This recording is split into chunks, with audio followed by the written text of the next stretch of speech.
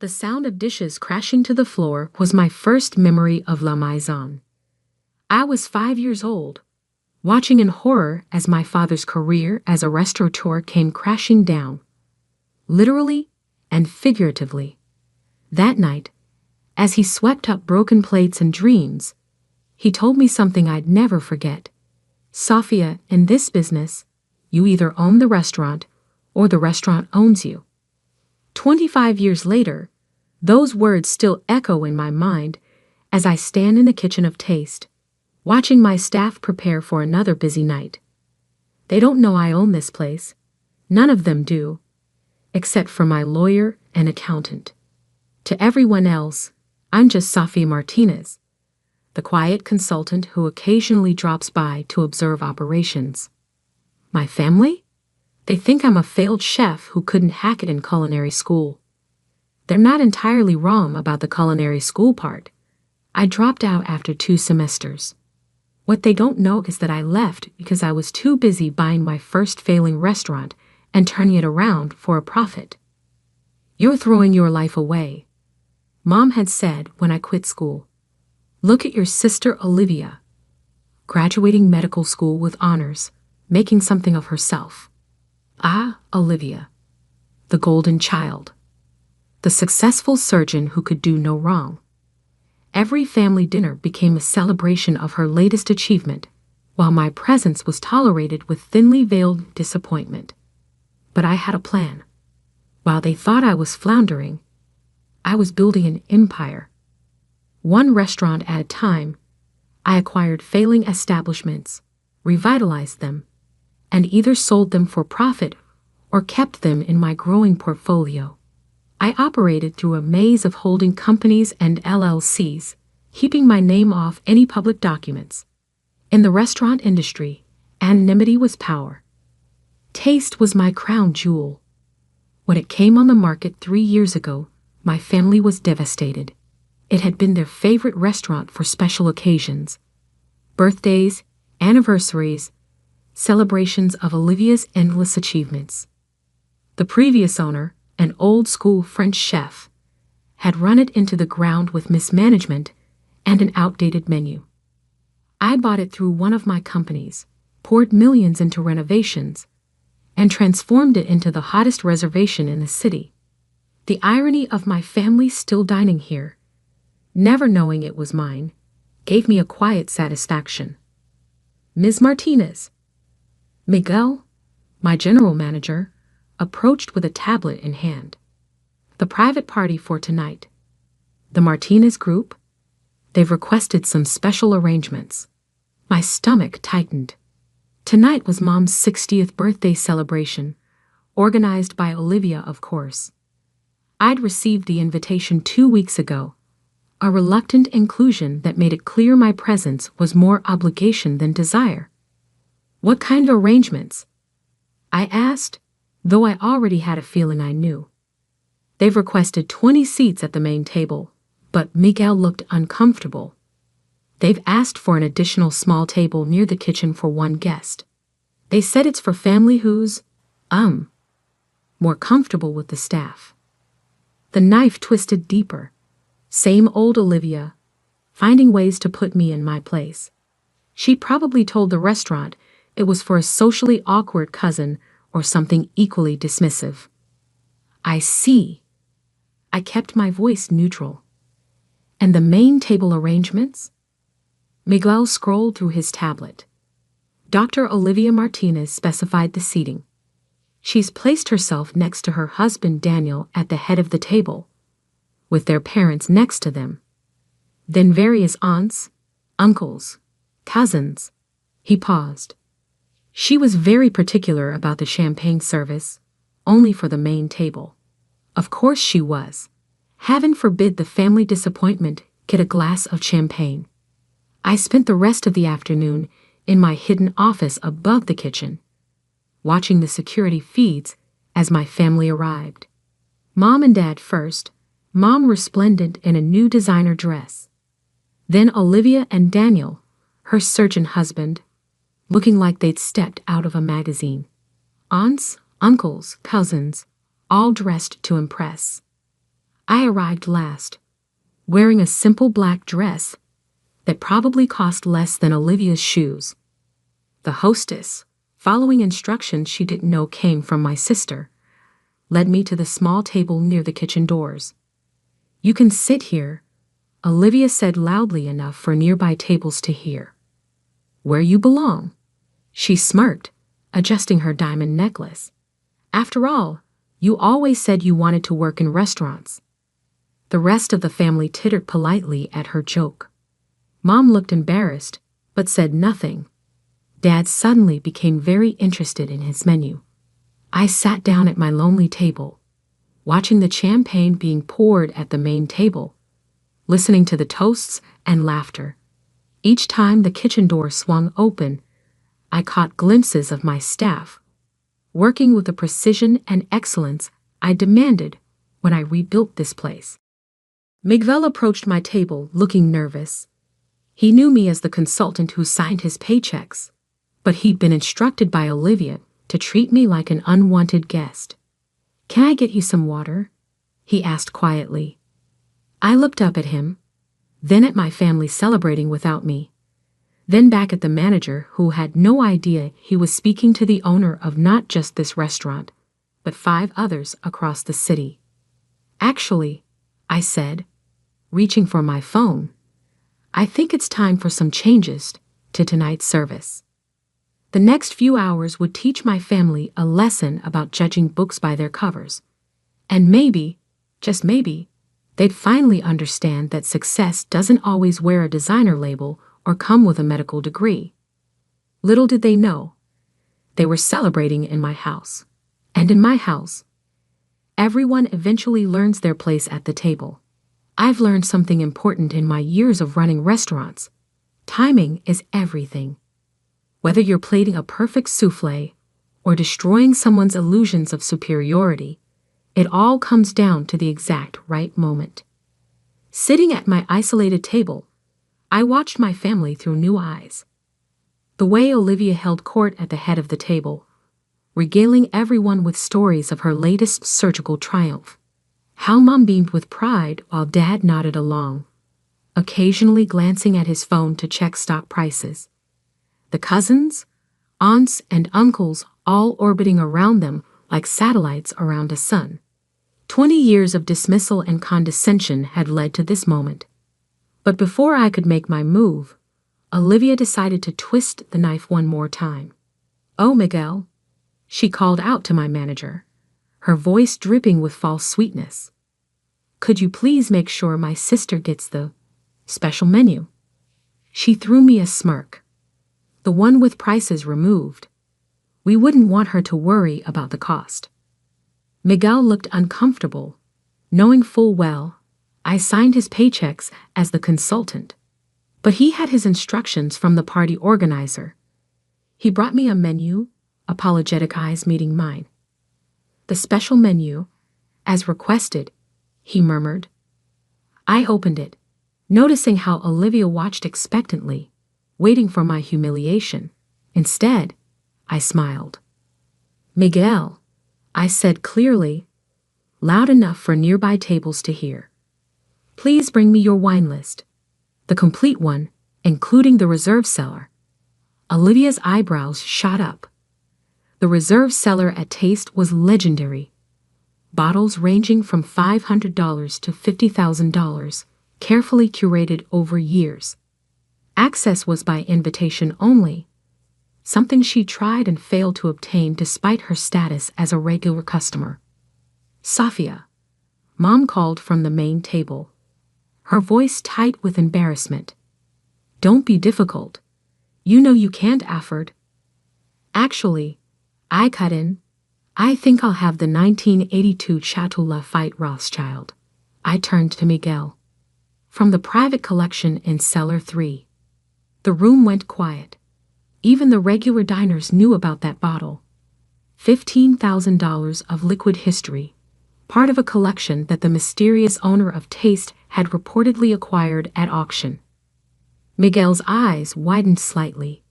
He knew that only one person could authorize that bottle. "Right away, Ms. Martinez," he said, a new note of respect in his voice. "Sophia, stop this immediately," Dad snapped, his face reddening. "You can't just order." "I can," I said calmly, "and I will." In fact, I stood up, straightening my simple black dress. "Miguel, please open the reserve cellar. I think it's time we shared some of our best bottles with the entire party." Olivia shot up from her seat. "You can't do that. Do you have any idea how much those bottles cost? They'll add it to Mom's bill." And, "No," I said softly. "They won't." I walked to the center of the room, where all eyes were now on me. 20 years of being the family disappointment, the failed chef, the cautionary tale. It all ended tonight. "You see, Olivia, there won't be any bill tonight. Not for the wine, not for the food, not for anything." I paused, letting the tension build. "Because you can't charge the owner for dining in their own restaurant." The silence that followed was deafening. I could see the wheels turning in Olivia's head, trying to process what I'd just said. Mom's hand flew to her throat, clutching her pearls. Dad's phone slipped from his fingers, clattering onto his plate. "What? What are you talking about?" Olivia managed finally. I smiled, the same smile I'd practiced in boardrooms and business negotiations. "Let me make this very clear. I own taste. Not just taste, actually. I own Le Petit Jardin downtown, Marina Bay on the waterfront, Rustico in the financial district, Cloud 9 at the top of the Anderson building, and Bistro 55 in the theater district." Each name landed like a blow. They knew these restaurants, the most exclusive, most successful establishments in the city. Places where they'd celebrated birthdays, anniversaries, Olivia's promotions. Places they'd bragged about getting reservations to, never knowing their failed chef of a relative signed the checks. That's impossible," Mom whispered. "Those restaurants are owned by the Martinez Restaurant Group." "Yes," I agreed. "They are. Martinez Restaurant Group, founded by Sofia Martinez, incorporated 7 years ago." I turned to Miguel. "Could you please bring my laptop from my office? The one above the kitchen." As Miguel hurried off, I could see the reality starting to sink in for my family. Every dismissive comment, every condescending remark, every time they'd look down on my failure, it was all coming back to haunt them. But you dropped out of culinary school," Olivia sputtered. "You couldn't even finish your training." "I dropped out because I was too busy buying my first restaurant," I corrected her. "A failing Italian place in the business district. Bought it for pennies on the dollar, turned it around in 6 months, sold it for triple the investment. Used that money to buy 2 more failing restaurants. Rinse and repeat." Miguel returned with my laptop. I opened it, logging into the restaurant's systems. With a few keystrokes, every screen in the restaurant, the ones usually showing wine selections and daily specials, switched to display the Martinez Restaurant Group's holdings and financial statements. Current annual revenue across all properties, $35 million, I announced. Net profit last year, $12 million. Market value of the restaurant group, approximately $150 million. The numbers hit them like physical blows. I could see Dad, the former accountant, mouthing the figures in shock. Olivia had gone pale, her perfectly manicured hands gripping the edge of the table. "All those times you seated me by the kitchen," I continued, my voice carrying in the hushed room. "All those times you made jokes about my restaurant career. I was signing your checks. Every bottle of wine you ordered to impress your friends, every special table you requested, every time you dropped my name to get a reservation. You were trading on my reputation without even knowing it." The look on their faces was almost worth 20 years of condescension. Almost. But I wasn't done yet, because timing, as I said, is everything, and I had saved my best course for last. The thing about revenge, like fine wine, is that it's best served at precisely the right temperature. Too cold, and you lose the subtle notes. Too warm, and it overwhelms the palate. As I stood in my restaurant, watching my family process the revelation of my success, I felt a strange sense of calm. The expensive bottle of wine arrived, and I gestured for Miguel to pour glasses for everyone, even at my former lonely table by the kitchen. A toast, I said, lifting my glass, to assumptions and to their consequences. Olivia remained frozen. Her perfect makeup couldn't hide the shock on her face. Mom kept opening and closing her mouth, like a fish out of water. Dad, ever the accountant, had pulled out his phone and was frantically Googling the Martinez restaurant group. But why? Mom finally managed. Why didn't you tell us? Tell you? I laughed softly. When would that have been appropriate? During the family dinners where you only talked about Olivia's accomplishments. Or maybe during those lovely holiday gatherings where you introduced me as your daughter who works in restaurants, like it was some kind of terminal illness. We were worried about you, Dad protested weakly, still staring at his phone. We thought you were struggling. No, I corrected him. You wanted me to struggle. You needed me to struggle, because my failure made Olivia's success shine brighter. Olivia finally found her voice. That's not fair. Not fair? I cut her off. Let's talk about fair, dear sister. I pulled out my tablet and pulled up some records. Let's discuss the 12 times you called my office, not knowing it was mine, demanding special treatment at my restaurants, or the time you tried to get my manager fired at Le Petit Jardin because he wouldn't give you a table without a reservation. The color drained from her face. That was, I didn't. Or perhaps, I continued, my voice steel wrapped in silk. We should discuss the review you posted online about Marina Bay last month. The one where you claimed to know the owner personally and threatened to have the chef fired. A gasp went around the table. Olivia had bragged about that review, about how she'd shown that uppity restaurant its place. I didn't know it was yours, she whispered. That's exactly the point. You didn't know, but you acted that way anyway. All of you did. I looked around the table at my assembled family. You treated service workers, restaurant staff, and anyone you thought was beneath you with contempt. And all the while, you were dining in my establishments, enjoying my success, and benefiting from my hard work. I nodded to Miguel, who disappeared into the kitchen. A moment later, he returned with a team of servers, each carrying folders. Inside these folders, I announced, you'll find some interesting documents. Financial records of every meal you've enjoyed in my restaurants. Every special favor you've requested. Every time you've dropped my name or claimed connections to get what you wanted. The servers distributed the folders.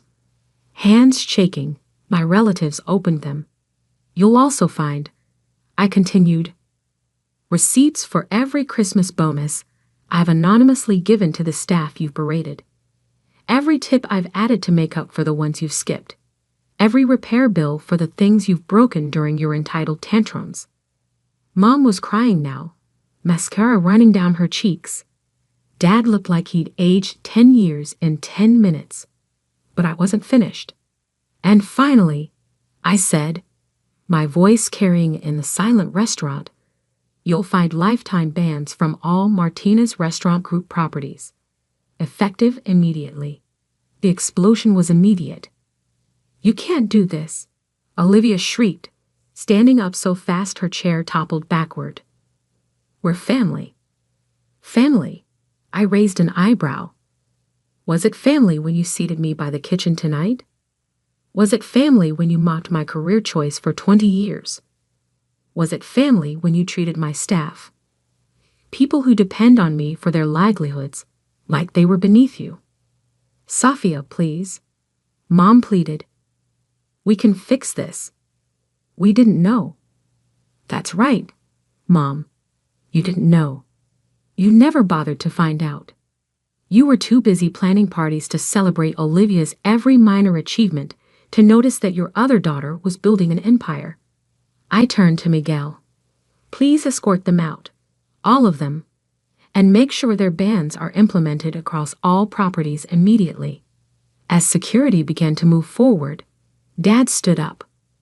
Wait, the bill. For tonight. Consider it my last gift, I said coldly. A final meal in one of my restaurants. Though I doubt you'll enjoy the taste of humble pie. I watched as they were escorted out, my proud family reduced to shocked whispers and backward glances. Olivia tried to protest one last time at the door, but the sight of additional security guards convinced her to leave quietly. Once they were gone, I addressed the other diners, who had watched the scene unfold with rapt attention. I apologize for the disruption, I said. Your meals tonight are on the house. Please, enjoy the rest of your evening. The applause that followed was unexpected but warming. I nodded to Miguel to bring me the expensive bottle of wine at my small table by the kitchen. My favorite spot, as it turned out. The place where I could hear the rhythm of my restaurant, feel its heartbeat. Over the next few weeks, the calls and messages poured in. Apologies, explanations, justifications. Mom left tearful voicemails about how proud she was, how she'd always believed in me. She hadn't. Olivia's messages swung between anger and attempted reconciliation. Dad sent lengthy emails analyzing my business success, offering unsolicited advice about tax strategies. I ignored them all. 6 months later, I opened my newest restaurant, a small, intimate place called Second Chances. The concept was simple. We hired people who needed a fresh start, trained them in the culinary arts, and gave them the opportunity I'd made for myself. On opening night, as I stood in the kitchen watching my new staff prepare for service, Miguel appeared at my side. Your family is outside, he said quietly. Your sister made a reservation under a different name. They're asking to speak with you. I thought about it for a moment, remembered the lonely girl at the table by the kitchen, remembered the years of dismissal and doubt. Then I thought about the empire I'd built, the success I'd achieved, the lives I was changing. Tell them, I said, tying on my apron and picking up a knife, that the owner is busy cooking, and remind them about their lifetime ban. Miguel smiled and headed out. I turned to my new staff, former addicts, ex-cons, abuse survivors, all getting their second chance. All right, everyone, I called out. Time to show the world what you can do. Remember what I always say. They joined in, voices strong and proud. In this business, you either own the restaurant or the restaurant owns you. I smiled, feeling the familiar heat of the kitchen, the energy of circus about to begin. This was my empire, built on hard work, skill, and the determination to prove everyone wrong. And the best revenge wasn't serving it cold. It was serving it perfectly prepared, beautifully plated, and completely out of reach. The kitchen doors swung open and another night of service began. In my restaurants, everyone eventually learns their place. Some just learn it the hard way. As for my family, they still try to get reservations at my restaurants sometimes, using different names or having friends make bookings for them. Each time, they're politely turned away. Each time, they learn again that success, like the best meals, is sweetest when earned. They say you can't choose your family, but you can choose how you deal with them. I chose to build an empire they couldn't enter create success they couldn't claim, and find happiness they couldn't diminish. And every night, I still sit at that table by the kitchen, drinking expensive wine and listening to the symphony of a well-run restaurant. It turns out the best seat in the house was the one they thought was a punishment. Sometimes revenge doesn't need to be cold. Sometimes it just needs to be served with perfect timing, impeccable presentation, and a side of lifetime ban.